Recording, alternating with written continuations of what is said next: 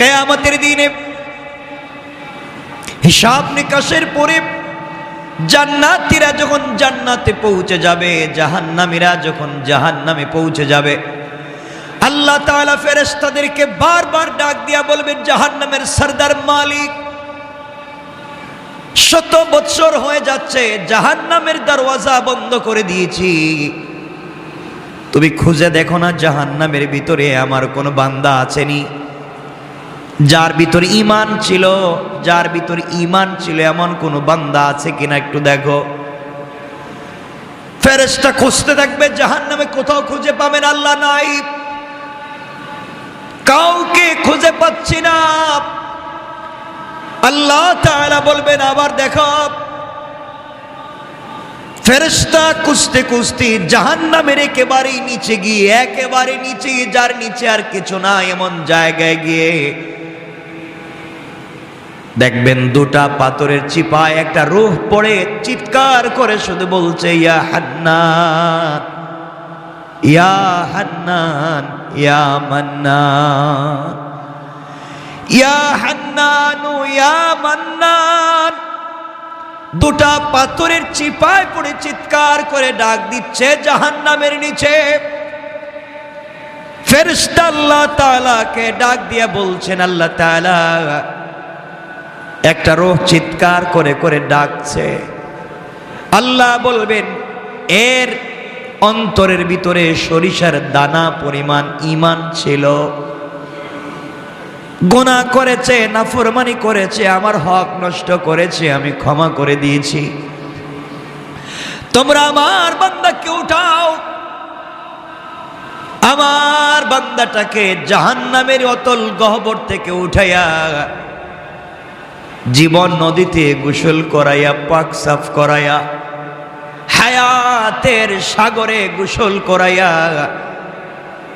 আমার বান্দাকে তোমরা জান্নাতের দিকে নিয়ে যাও। ওই সময় আল্লাহর বান্দা ডাক দিয়া বলবে, আল্লাহ তাআলা আমি আপনার জান্নাত চাই না, আপনি আমাকে জান্নাত দিবেন বলেছেন, আমি জান্নাত চাই না, আমাকে জাহান্নাম থেকে উঠাইয়া জাহান্নামের গর্তের পারে আমাকে রেখে দেন, জাহান্নামের গেট পর্যন্ত বসাইয়া দেন, আমাকে আর কিছু করা লাগবে না। আল্লাহ রাব্বুল ইজ্জতুল জালাল জানতে চাইলেন, গোলাম দীর্ঘ বৎসর থেকে আমার কাছে শুধু চিল্লাচ্ছ আর ডাকতেছো, কোনো জিনিস জীবনে আর চাইবা না, তোমাকে জাহান্নাম থেকে উঠাইয়া দিলে আর কোনো জিনিস চাইবা না, ও বান্দা তোমাকে কি জাহান্নামের উপরে উঠাইয়া দিলে চলবে? বান্দা জাহান্নামের উপরে উঠে গিয়েছে, ফেরেশতারা তাকে রেখে দিয়েছেন দীর্ঘদিন, এভাবেই চলে যাচ্ছে, আবার চিৎকার করে কান্না করবে আর বলবে, আল্লাহ তাআলা ও মুনিব আপনি দয়া করে জাহান্নামের নিচ থেকে আমাকে উঠালেন, জাহান্নামের গেট পর্যন্ত বসায় রেখে দিয়েছেন। আল্লাহ তাআলা ওখান থেকে জান্নাতের গেট দেখা যায়, জান্নাতের ভিতরে তোমার বান্দারা ঘুরে আমি দেখতে পাই। আল্লাহ তোমার কাছে জীবনে আর কিছুই চাইব না, তুমি কি আমাকে একটু জান্নাতের গেটের কাছাকাছি নিয়ে দেবা, আমাকে তুমি জান্নাতের কাছ পর্যন্ত পৌঁছায়া দাও, আমি ওখানে বসে বসে বসে বসে বাকি সময়টুকুন কাটাইয়া দিতে চাই। আল্লাহ তাআলা বলবেন, বান্দারে এটাই কিন্তু তোমার চাওয়া শেষ, আর চাইতে পারবা না, তোমার অন্তরের ভিতরে সরিষার দানা পরিমাণ নেক আমল ছিল, রব তোমাকে জাহান্নাম থেকে উঠে দিয়েছি, এরপরে তুমি চাইলা জান্নাতের কাছাকাছি গেট পর্যন্ত পৌঁছে দিলাম, যাও। ওখানে তাকে পৌঁছে দেওয়া হলো। জান্নাতের গেট যখন খুলে দেওয়া হয়, জান্নাতের নিয়ামতের সুবাসগুলা তার বডিতে লাগে। আল্লাহু আকবার বলেন। তার বডিতে জান্নাতের সুবাস লাগতে থাকে, জান্নাতের নিয়ামতগুলা লেগে যায়। জান্নাতের ভিতরে তাকায়া দেখে তার কত বন্ধু দুনিয়ার জমিনে ঠিক মতো সালাত পড়েছে, সে ঠাট্টা বিদ্রুপ করেছে, সে তার পাশের দোকানি নামাজ পড়ার কারণে আজকে জান্নাতি। তার ঘরের পাশের লোকটা গরিব ছিল, 3 বেলা খেতে পারতো না, আজকে জান্নাতি। আর তিনি দুনিয়ার জমিনে কোটি টাকার দালানে ঘুমাইছেন, আজকে জাহান্নামী। তাকাইয়া দেখতেছে কত গরিব মানুষ জান্নাতে ঘুরে, তার সহপাঠী কত বিজনেসম্যান জান্নাতে ঘুরে, সে জাহান্নাম থেকে উঠে আসছে, জান্নাতের গেটে বসে বসে কান্দে। আল্লাহ রাব্বুল ইজ্জত ওয়াল জালাল ডাক দিয়া বলছেন, বান্দা এবার কান্না করো, ব্যাপার কি? গোলাম ডাক দিয়া বলছে, আল্লাহ তাআলা আমি কান্না করি শুধু আপনার জন্যে, আমার জন্যে কান্না করো কেন? আয় আল্লাহ তাআলা এই জন্যে কান্না করি, আমি তো গুনাহগার, আপনার নাম তো আজিজুল গফফার। আয় আল্লাহ তাআলা আপনি আমাকে জাহান্নাম থেকে উঠিয়ে দিয়েছেন, জান্নাতের গেট পর্যন্ত পৌঁছে দিয়েছেন।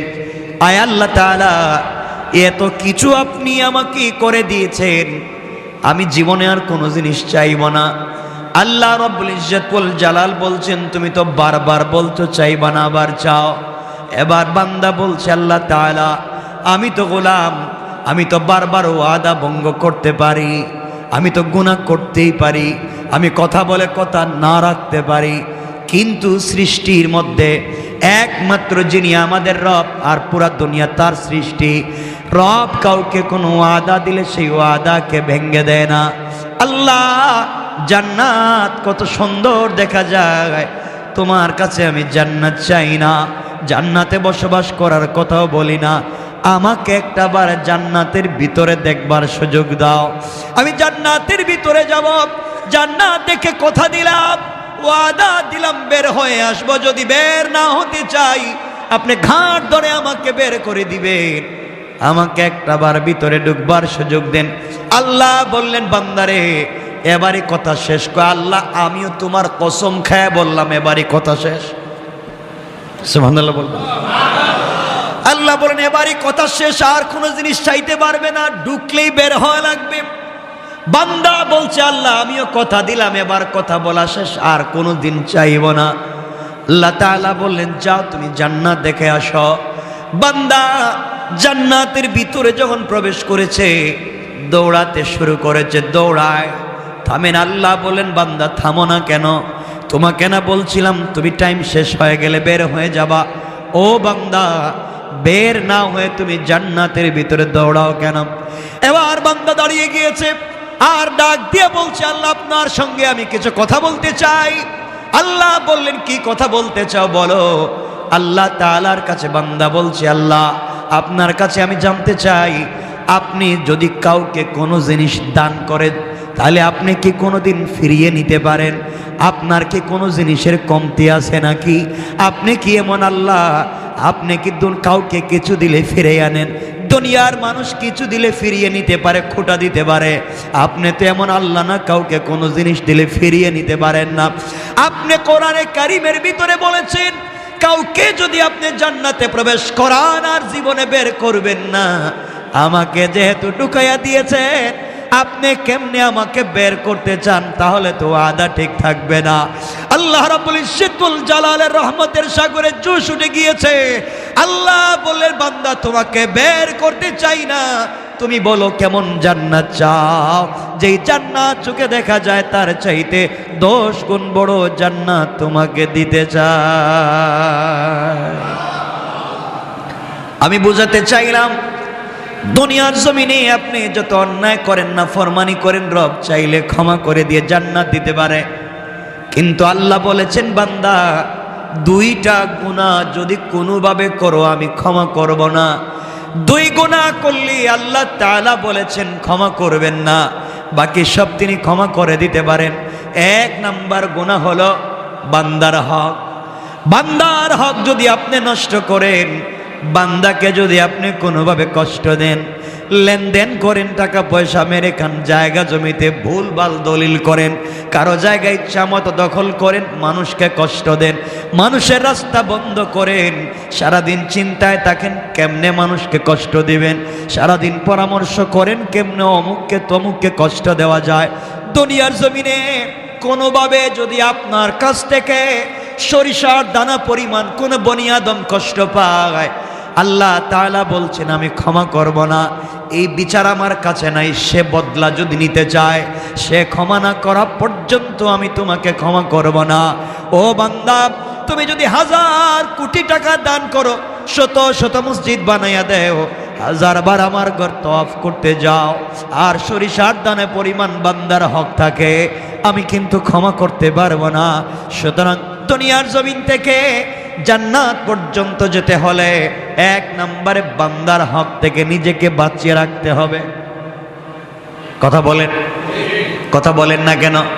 বান্দার হক নষ্ট করা যাবে না, বান্দাকে কোনোভাবে কষ্ট দেওয়া যাবে না, মানুষকে কোনোভাবে কষ্ট দেওয়া যাবে না, টাকা খায়া গ্রামের বিচার করা যাবে না, জায়গা জমি দখল করা যাবে না, ভাই বোনকে ঠকানো যাবে না, মা বাপকে ঠকানো যাবে না, স্ত্রী সন্তানকে ঠকানো যাবে না, আত্মীয় স্বজনকে ঠকানো যাবে না। যার যে হক আছে হক আপনি পৌঁছে দিবেন। কারো উপকার করতে না পারেন, ক্ষতি করতে যাবেন না। কারণ বান্দা, আল্লাহ তাআলা বলে দিয়েছেন, বান্দার যখন হক নষ্ট করা হয়, যে হক নষ্ট করে তার নাম জালেম, যার হক নষ্ট হয় তার নাম মাজলুম। আর আল্লাহ রাব্বুল ইজ্জত ওয়াল জালাল বলে দিয়েছেন, কিয়ামতের দিন কোন জালেমের দিকে আমি তাকাবো না, কোন জালেমের কথাও শুনবো না, আর মাজলুম যে হবে তার হিসাব নিব না, বিনা হিসাবে জান্নাত দিতে চাই। সুবহানাল্লাহ, জুড়ে বলেন। এই জন্য দুনিয়ার জমিনে চলার পথে আমরা যদি ঠকে যাই, কেউ যদি আমাদেরকে কষ্ট দিয়ে থাকে, আমাদের হক নষ্ট করে থাকে, আমাদের জায়গা জমি দখল করে থাকে, আমাদের টাকা পয়সা মেরে খেয়ে থাকে, আমাদেরকে কষ্ট দিয়ে থাকে, সুযোগ থাকলে ক্ষমা করে দিবেন। হয়তো আল্লাহ আপনাকে বড় করে দিবেন, কিয়ামতের দিন হয়তো আপনি তাকে ক্ষমা করবেন না।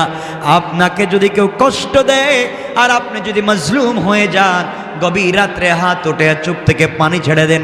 আল্লাহ রাব্বুল ইজ্জত ওয়াল জালাল বলেছেন, কোন জিনিস দিয়া আমার তখত তৌসকে, আমার আরশে আজিমকে কাঁপানো যায় না, কিন্তু মজলুমের চোখ থেকে 1 ফোঁটা পানি পড়ে গেলে আমার পুরো আরশ যেন কেঁপে যায়। এই জন্য 1 নম্বর, কোনোভাবে কোনো কৌশলে কোনোভাবে বান্দার হক নষ্ট করা যাবে না।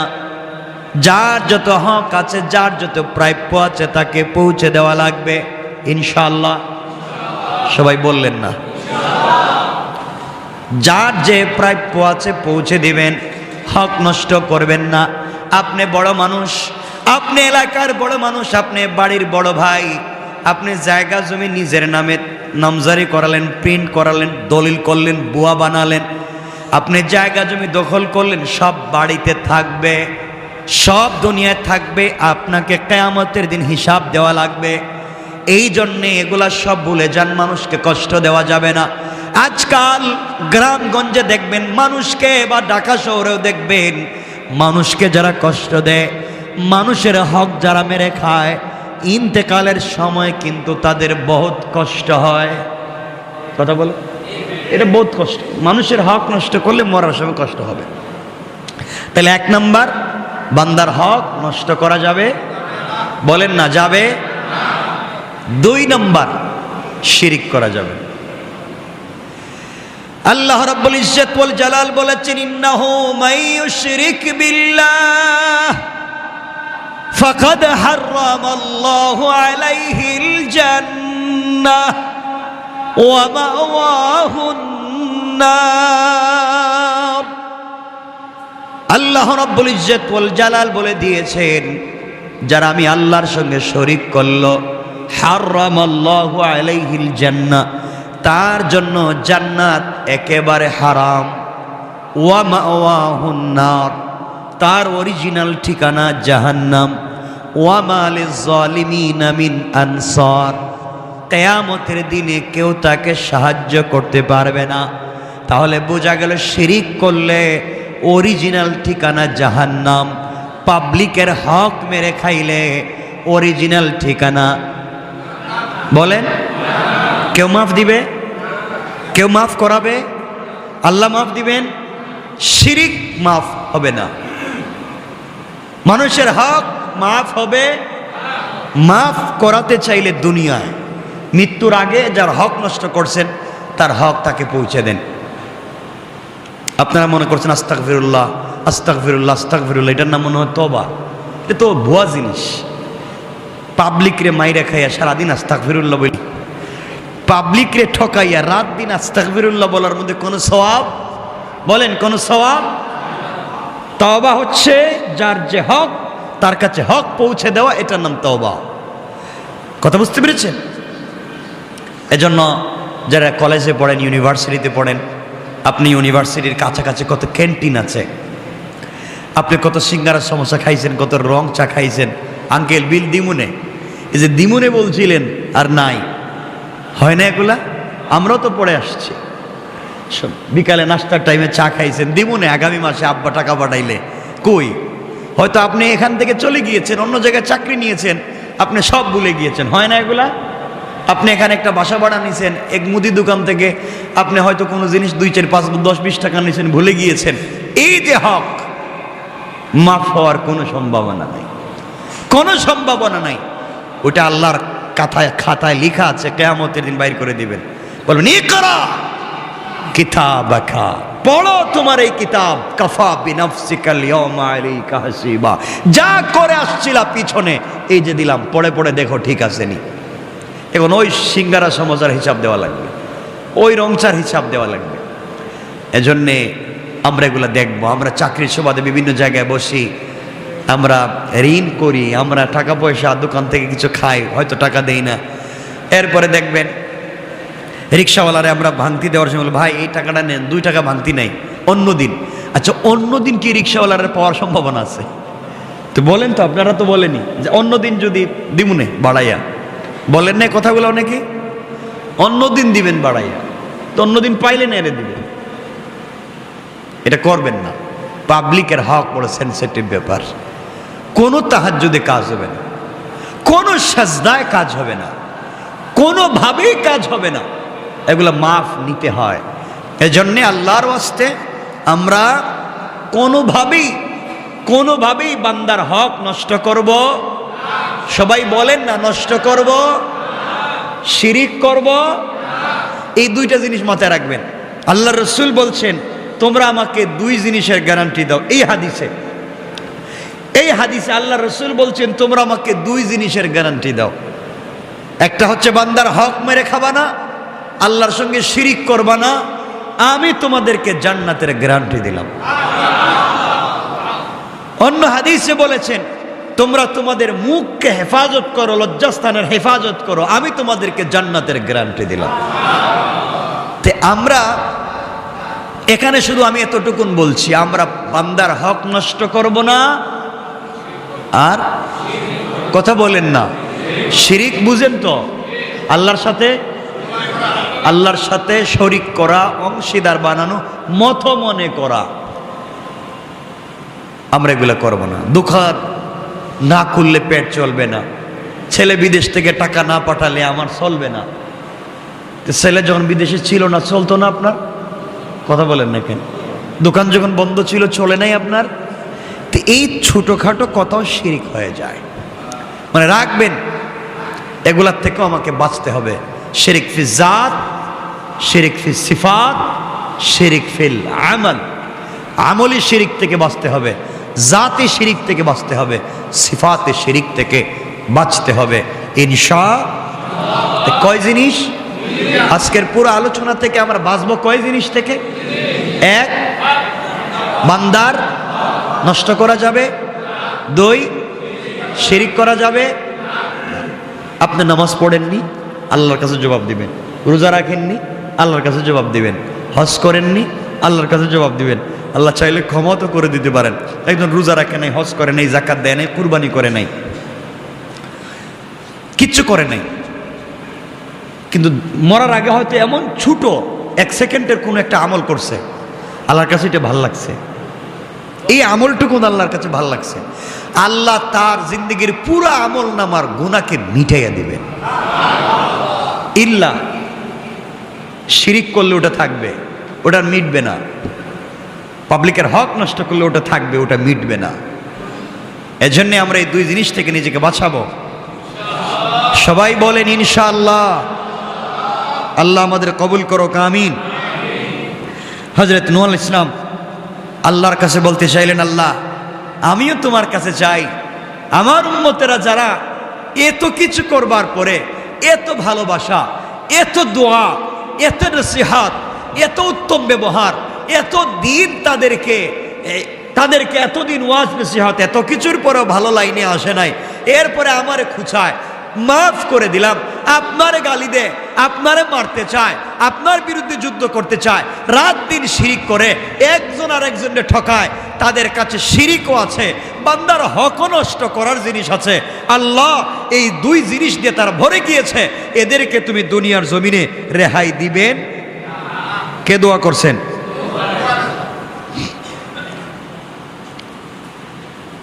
আল্লাহ বলছেন কি হয়েছে? আমার সাথে শিরিক করছে, বান্দার হক নষ্ট করছে, এদেরকে আমি মেরে ফেলে দিব, তুমি এই কথা বলছো কেন? এদেরকে বাঁচায় রাখলে সমস্যা কি? কে বলছেন? নূহ আলাইহিস সালামকে বলছেন। আল্লাহর পয়গম্বর নূহ আলাইহিস সালাম জবাব দিতে লাগলেন,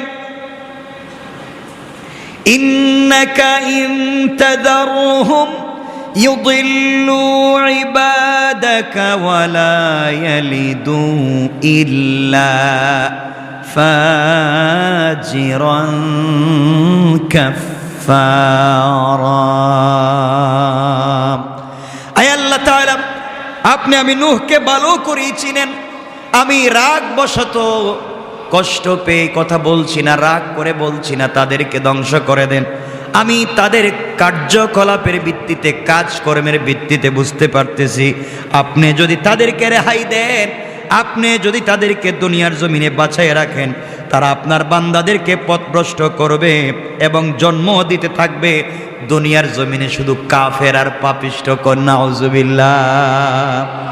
আয় আল্লাহ তাআলা, এরা শিরিক করে, এরা বান্দার হক নষ্ট করে, জীবন্ত সন্তানকে পুড়িয়ে মারে, বাবা ছেলের হক মারে, মা মেয়ের হক মারে, ভাই ভাইয়ের হক মারে, নারীরা সব চরিত্রহীন হচ্ছে, পুরুষেরা নির্লজ্জ হয়ে যাচ্ছে। আয় আল্লাহ তাআলা, এই সমাজ এদেরকে বাঁচিয়ে লাভ নাই, এরা আপনার জমিনে থাকে, আপনার দেওয়া জিনিসপত্র খায়, এরপরেও আপনার শুকর আদায় করে না, একমাত্র আপনার ইবাদত করে না। আমি বলছি এদেরকে এই জন্যে ধ্বংস করে দেন, এরা বেঁচে থাকলে যারা ভালো মানুষ আছে তাদেরকেও পথভ্রষ্ট করবে, এদেরকেও ধ্বংস করবে, এবং ওরা যাদেরকে দুনিয়ার জমিনে জন্ম দিবে তারা হবে সকলগুলা পাপাচারী, সমাজ পাপাচারে নষ্ট হয়ে যাবে। আপনার সৃষ্টি সমাজ নষ্ট করতে চাই না, এই জন্যই খারাপ লোকগুলাকে ধ্বংস করে দেয়। তাহলে মানুষ যদি খারাপ হয় তাহলে জন্ম দেয় খারাপ। কথা বলে না কেন? এখান থেকে বুঝতে পারলাম নূহ আলাইহিস সালাম আল্লাহর কাছে বলছেন, আল্লাহ এরা তো খারাপ লোক, এরাও জন্ম দিবে খারাপ লোক, তাহলে সমাজে খারাপ লোকের বসবাস বেড়ে যাবে, এই জন্য আপনি এদেরকে ধ্বংস করে দেন। কি করে দেন? এখন আমাদের সমাজে খারাপ লোক নাই, একবারেই নাই, খারাপ লোকের অভাব নাই।